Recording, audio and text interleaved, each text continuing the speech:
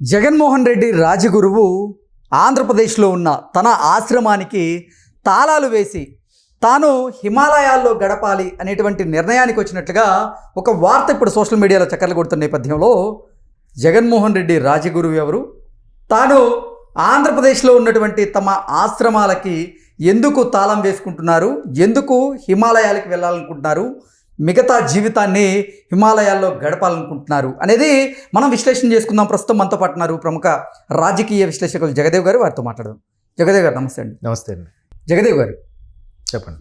మాజీ ముఖ్యమంత్రి జగన్మోహన్ రెడ్డి రాజగురువు ఆంధ్రప్రదేశ్లో ఉన్నటువంటి తమ ఆశ్రమాలకి తాళాలు వేసుకొని హిమాలయాలకు వెళ్ళి తమ మిగతా జీవితాన్ని హిమాలయాల్లో గడపాలనుకుంటున్నారు అంటూ ఒక వార్త ఇప్పుడు సోషల్ మీడియాలో చక్కర్లు కొడుతూ ఉంది.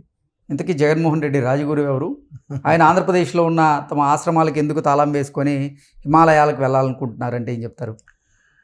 రాజగురువు అంటే ఇంకెవరో కాదు, అందరికీ తెలిసిందే. మన విశాఖ శారదాపీఠం ముషిడివాడిలో ఉన్న శారదాపీఠ స్వామి అధిపతి స్వామి స్వరూపానందేంద్ర సరస్వతి స్వామి వారు ఓకే రీసెంట్గా ఒక 2-3 డేస్ బ్యాక్ మన ఆంధ్రప్రదేశ్ రాష్ట్ర డీజీపీకి అలాగే విశాఖ కమిషనర్ గారికి, విశాఖపట్నం సిటీ కమిషనర్ గారికి ఒక లేఖ రాశారట. ఏమని, నాకున్న సెక్యూరిటీ ఏదైతే ఉన్నారో గన్మెన్లో వారిని తీసేసుకోవచ్చు, తొలగించండి, నాకేం అవసరం లేదు, నాకెందుకు, నేను స్వామిని సన్యాసిని, నాకు ఈ భద్రతలు ఇవన్నీ అవసరం లేదు, కాదుకూడదంటే నేను శుభ్రంగా హృషికేశ్కి వెళ్ళి అక్కడ తపస్సు చేసుకుంటాను, కృష్ణారామ అంటూ జీవితం గడిపేస్తాను అన్నట్టుగా ఒక వ్యాఖ్యానం చేశాను. అయితే ఇప్పుడు దీని మీద రకరకాల కథనాలు, కొన్ని రకాల సందేహాలు వినిపిస్తున్నాయి. ఏంటంటే 2019 ఎన్నికలకు ముందు ఒక రాజగురువుగా మీరు అన్నట్టు, అంటే రాజులకు ఆస్థానం రాజగురువులు ఎలా ఉన్నారో అలాగా ఈయన కూడా జగన్మోహన్ రెడ్డి గారికి అన్నీ తానే, అంటే జాతకపరంగా కానీ, మతపరంగా కానీ, దైవ చింతన పరంగా కానీ, ఆధ్యాత్మిక పరంగా కానీ ఈయన్ని ఒక రాజగురువుగా స్వీకరించారని, ఈయన ఏం చెప్తే జగన్మోహన్ రెడ్డి గారు అదే ఫాలో అయ్యారని కూడా మనం అప్పట్లో కొన్ని వార్తలు చూసాం. దానికి తగ్గట్టుగా కొన్ని పిక్స్ కూడా రిలీజ్ అయ్యాయి. అంటే ఈయన జగన్మోహన్ రెడ్డి గారు క్రిస్టియన్ మతం కాబట్టి ఆయన మరలా హిందూ మతంలోకి మార్చారని, ఈయనతో కొన్ని రకాల హోమములు యాగాలు చేయించారు, అలాగే రాజశ్యామల యాగం కూడా చేయించారు, అందుకే ఆయన ముఖ్యమంత్రి అయ్యే హోదా కూడా వచ్చింది అని రకరకాలుగా ఉన్నాయి. దానికి తగ్గ ఫోటోలు కూడా మనం అప్పుడు చూసాం. మరోవైపు ఎక్కడైతే విశాఖ ముషిడివాడలో ఆయన ఆశ్రమం ఉందో ఆ ఆశ్రమం అక్కడ స్థానికంగా ఉండే వాళ్ళు మాట్లాడుకునే గుసగుసలు ఏంటంటే, ఈయన జగన్మోహన్ రెడ్డి గారు ప్రభుత్వం అడ్డు పెట్టుకొని ఈయన కొంత భూమిని ఆశ్రమం సంబంధించి ఆయనకున్న భూమి కాక ప్రభుత్వం కూడా కొంత ఆక్యుపై చేశారు అన్నట్టుగా కొంత రూమర్స్ లాంటి కొన్ని వార్తలు ఉన్నాయి. మరి వాస్తవం ఎంత ఉన్నది మనకు తెలియదు. ఇది ఇలా ఉంటే ఈయన ఈ మధ్యన ఈ కాలానికి కొంతమంది వెళ్ళి మీడియా మిత్రులు ఇంటర్వ్యూ కూడా చేశారు. మీరేంటి అప్పుడు జగన్మోహన్ రెడ్డి గారికి మీరు ఎలా చెప్తే అలా జరిగింది, అందువల్ల ఆయన ముఖ్యమంత్రి కూడా అయ్యారంట, మరి ఇప్పుడు ఎందుకు రెండోసారికి కూడా మీరు చెప్పలేదా, 2024 సరికి మీరు రాజగురువుగా లేరా, లేదా మీరు చేసినా కూడా ఫలించలేదా ఏంటి అని అడిగితే, అలా ఏం లేదు, నన్ను కలవడానికి మామూలుగా వచ్చారు, నేను నాకు చేతనైంది నేను ఆయన సూచించాను, ఆయన ఫాలో అయ్యాడు, అంతేగాని దానికి నాకు ప్రమేయం లేదు అని చెప్పినప్పటికీ కొంతమంది దాన్ని విశ్వసించట్లేదు. ఇది ఇలా ఉంటే ఈ మధ్యకాలంలో జగన్మోహన్ రెడ్డి గారు విజయవాడ సరౌండింగ్స్ అవుట్కట్స్లో మన శృంగేరి శారదాపీఠం స్వామి పీఠాధిపతి అయిన విధుశేఖర స్వామీజీ ఉన్నారు కదా, ఆయన సంబంధించిన ఒక ఆశ్రమం స్టార్ట్ అయిందంట.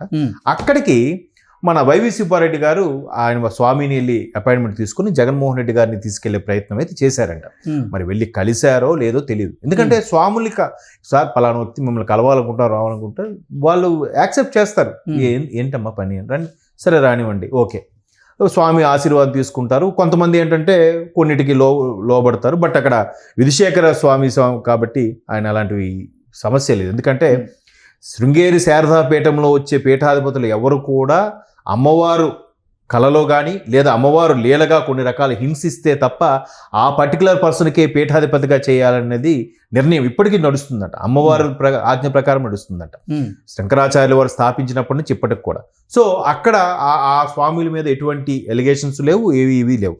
బట్ ఆ స్వామిని కలిస్తే కొంచెం పవర్గా ఉంటుంది, ఎందుకు ఘోర పరాభవం జరిగింది కాబట్టి వెళ్ళి కలిసే ప్రయత్నం చేశారు. అలా చేసినప్పుడు ఈయనకి మరి విశాఖ శారదాపీఠ స్వరూపానందేంద్ర స్వామీజీ కూడా మరి పట్టించుకోనట్టేగా, ఈయన తప్పించి ఆయన వరకు వెళ్ళారంటే ఈయనకి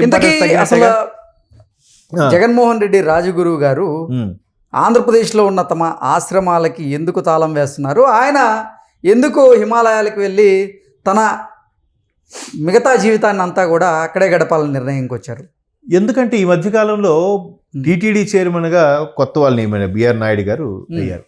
సో గత పాలక మండలి గత ప్రభుత్వం హయాంలో ఈ శారదా పీఠాధిపతికి తిరుమల కొండ మీద కూడా ఏదో ఒక భవనమో లేక స్థలమో కేటాయించబడిందంట. ఎందుకు? అప్పటి ముఖ్యమంత్రి రాజగురువు కాబట్టి. సో అది రీసెంట్గా ఈయన టీటీడీ చైర్మన్ అయ్యాక పాలక మండలి కొన్ని నిర్ణయాలతో అవి వెనక్కి తీసేసుకుంది. అది కూడా మనం వార్తలో చూసాం. తరువాత ఈ కూటమి ప్రభుత్వం వచ్చిన తర్వాత ఏవైతే కబ్జా చేశారని రూమర్స్ ఎలిగేషన్స్ ఉన్నాయో ఆ శారదాపీఠం మీద, సో అవన్నీ కూడా ప్రభుత్వం మరలా వెనక్కి తీసుకునే అవకాశం ఉందని కూడా కొన్ని వార్తలు ఉన్నాయి. మరోవైపు ఈయనకి రాజగురువు కాబట్టి గత ప్రభుత్వంలో అన్ని రాజలాంఛనాలు అన్నీ జరిగాయి కాబట్టి ఈసారి అవన్నీ జరగకపోవచ్చు. పైగా సెక్యూరిటీ కేటాయించాలన్నా వాళ్ళకి జీతంతో పాటు అదనంగా టీఏడిఏలు కూడా కేటాయించబడాలి. సో ఇవన్నీ కేటాయిస్తున్నప్పుడు ప్రభుత్వానికి ఇప్పటికే తడిసి మోపుడు భారం అవుతుంది. ఈ ఉన్న పథకాలను కొనసాగించాలంటే, ఉద్యోగులకు జీతాలు ఇవ్వాలంటే. సో కూటమి ప్రభుత్వం ఒక్కొక్కటిగా ఎక్కడ ఖర్చు తగ్గించుకునే ప్రయత్నం చేస్తుందంట. సో ఈ స్వామీజీ సన్యాసిగా ఉన్న ఈయనకెందుకు సెక్యూరిటీ అనే ఉద్దేశంలో తొలగించక ముందే ఈయనే గౌరవంగా ఉంటుంది కదా అని చెప్పి లేఖ రాశారన్నట్టు కూడా కొన్ని వార్తలు వినిపిస్తున్నాయి. మేబీ అయితే అయిండొచ్చు. ప్రభుత్వం తొలగించింది స్వామీజీకి సెక్యూరిటీ అనే అపవాదు కన్నా ఈయనే ముందుగా నాకు అవసరం లేదు, నేను కావాలంటే ఆశ్రమం తాళం వేసుకొని నేను ఎక్కడో హిమాలయాలకో లేదా ఋషికేశ్కో వెళ్ళి తపస్సు చేసుకుంటాను అని చెప్పి ఆయనకు ఒక స్టేట్మెంట్ ఇవ్వడం జరిగింది. కాకపోతే అలా ఇచ్చారు. అప్పుడప్పుడు వాళ్ళు వెళ్ళి అక్కడ హిమాలయాల్లో గురుదీక్ష తీసుకోవడానికో లేదా కొన్ని రకాల ధ్యానాలు పూజలు చేయడానికో వెళ్తుంటారు, మరలా ఆశ్రమంకి వస్తుంటారు. సో ఆశ్రమం ద్వారా కూడా కొంతమంది లబ్ధి చేకూరే వాళ్ళు ఉంటారు, కాదనట్లేదు. బట్ ప్రభుత్వం ఇవన్నీ ఫెసిలిటీసు ఈ సెక్యూరిటీ తీసేసే ముందే ఈయనే గౌరవంగా లేఖ రాసి నాకు వద్దు అని అనేస్తే ఆ గౌరవం వేరు కదా. ఇప్పుడు ఒక ఉద్యోగం ఆయన ఆశ్రమానికి జగన్మోహన్ రెడ్డి ముఖ్యమంత్రిగా ఉన్నటువంటి సమయంలో తిరుమల తిరుపతి దేవస్థానం దగ్గర ఆయనకి కొన్ని భూములు కేటాయించినటువంటి నేపథ్యంలో ఇప్పుడు ఆంధ్రప్రదేశ్ ప్రభుత్వం ఆ భూములు రద్దు చేసినటువంటి నేపథ్యంలోనే ఈ నిర్ణయానికి వచ్చారా, లేదంటే ఇతరత్ర కారణాలు ఏమైనా ఉన్నాయా? ఇతరత్ర కారణాలు కూడా ఉండొచ్చు. అదే కూటమి ప్రభుత్వం వచ్చింది, ఆ ప్రభుత్వంగా అక్కడ రాజగురువుగా మీరే రాజగురువుగా ముద్ర కూడా వేశారు. సరే జగన్మోహన్ మీరు కాదు, మీరు in the sense social media వేదికగా రాజగురువు అని వార్తలు అయితే నడుస్తున్నాయి. అంటే మత గురువు గారు అంటే మనకి ఎవరికైనా గురువు అని ఎవరుంటారు? ఆయన అడుగుజాడల్లో నడుస్తాం కదా, గురువు గారు ఏది చెప్తుంది. సో ఇక్కడ ఈయన ముఖ్యమంత్రి అయ్యాడు కాబట్టి రాజగురువు అని అంటున్నాం. మీరన్నది కాదు, అక్కడ సోషల్ మీడియా వేదికగా ఇది హల్చల్ అవుతుంది. సో ఇప్పుడు మరలా ఆ ఉద్దేశంతో కూటమి ప్రభుత్వం వీరికి కల్పించిన ఫెసిలిటీస్ కానీ లేదా ఈయన కేటాయించిన భూములు వెనక్కి తీసుకోవడం కానీ ఇవన్నీ జరగక ముందే ఈయనే ఒక అడుగు ముందుకేసి నాకు ఇవద్దు, సెక్యూరిటీ వేను వద్దు, మీరే తీసేసుకోండి, నాకు అవసరం లేదు, నేను అవసరమైతే ఈ ఆశ్రమం కూడా నాకు అవసరం లేదు, ఋషికేశ్ ఇక్కడికి వెళ్ళి చేసుకుంటాను, నేను ఇక్కడ ఏదో నలుగురు అని. మీరు చెప్పిన స్వామివారు ఆయన జీవిత చర్మాంకం వరకు ఋషికేశ్లోనే గడిపేందుకు నిర్ణయానికి వచ్చారా? అలాగే ఉండదండి. ప్రస్తుతానికి వాళ్ళు వెళ్తుంటారు, అక్కడేవో పూజలు హోమాలు ధ్యానంలో ఉంటారు, మళ్ళీ కొన్నాళ్ళకి ఇటు వస్తారు. వచ్చినప్పుడు ఇక్కడ ఏది విడిది అంటే ఏమిటంటే వాళ్ళ ఆశ్రమంలోనే వాళ్ళు ఉంటారు కాబట్టి జస్ట్ కొద్ది కాలం వెళ్తారు వస్తుంటారు. వాళ్ళకి రాజకీయాలతో ప్రమేయం ఉండదు. బట్ గత ప్రభుత్వంలో ఆ స్థానం కల్పించబడింది కాబట్టి ఇప్పుడు ఎందుకులే ఇవన్నీ అనవసరంగా సన్యాసి జీవితంకి ఇవన్నీ అవసరమా అనే ఉద్దేశంలో మేబీ ఆయనే ముందుగా ఇవన్నీ త్యజించుంటారని నా అభిప్రాయం. ఓకే అండి, thank you so much. Thank you.